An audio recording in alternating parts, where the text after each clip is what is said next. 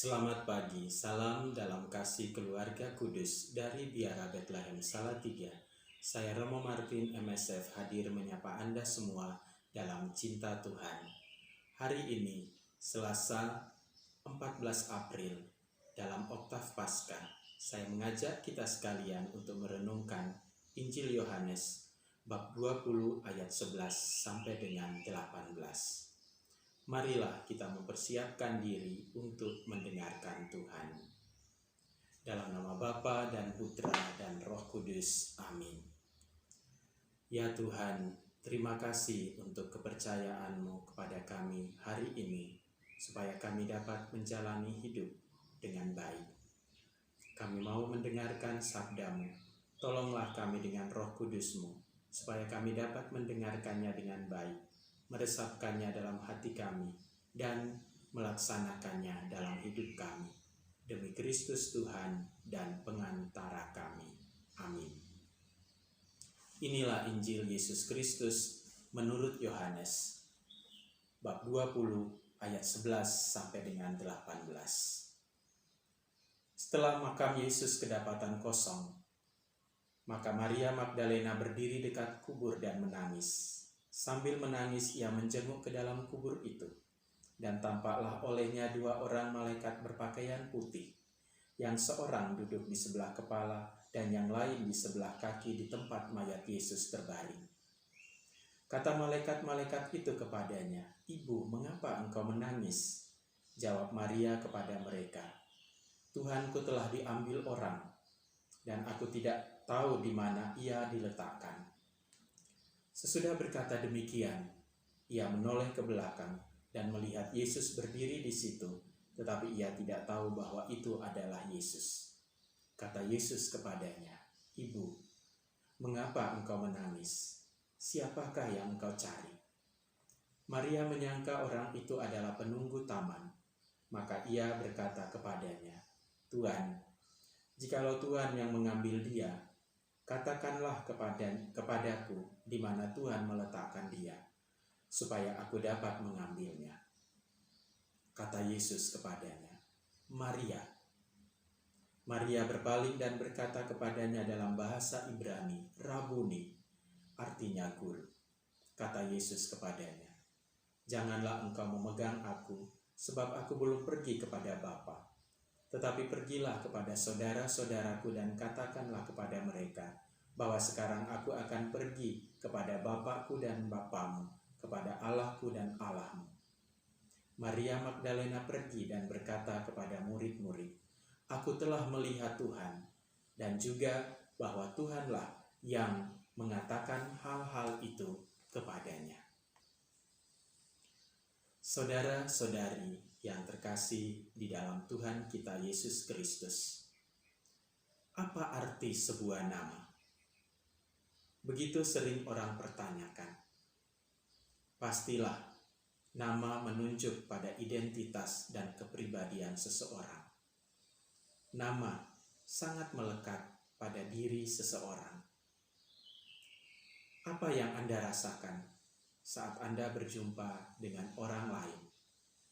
Mereka menyapa Anda, tetapi bukan menyebut nama Anda, tetapi menyebut nama orang lain.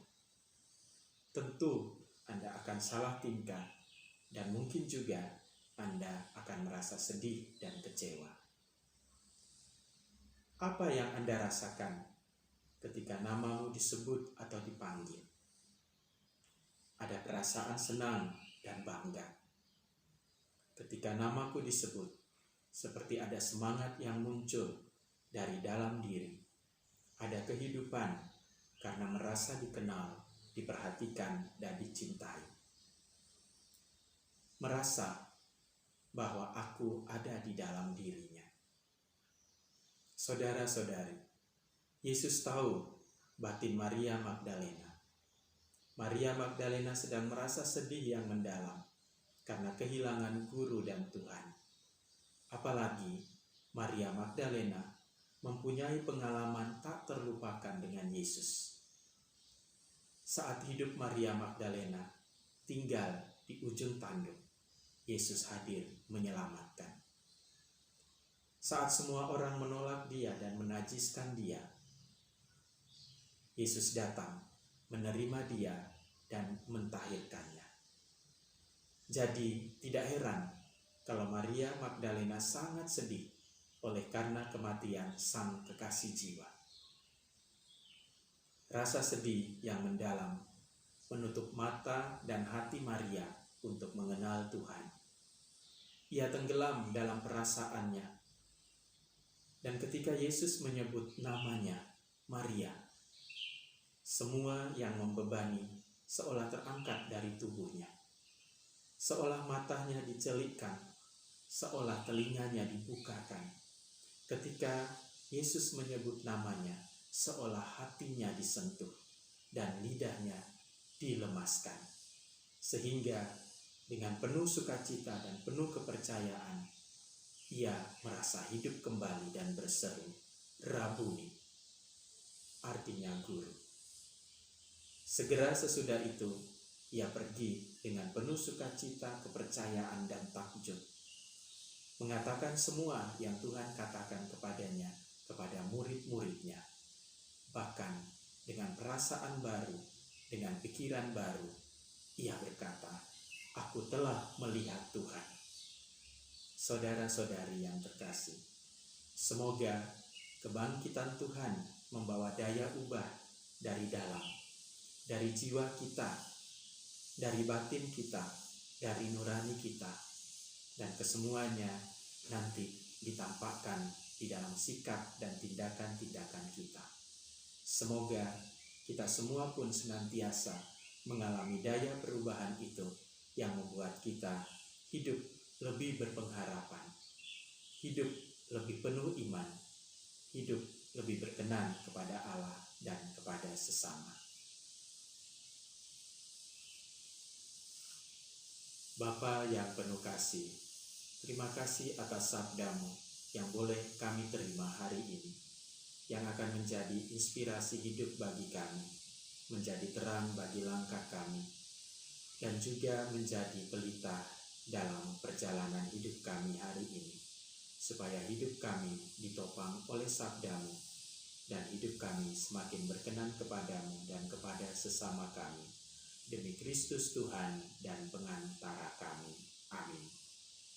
Tuhan bersamamu dan bersama rohmu. Semoga Allah yang Maha Kuasa memberkati saudara, keluarga saudara, dan karya-karya saudara hari ini, Bapa dan Putra dan Roh Kudus. Amin. Salam Selasa.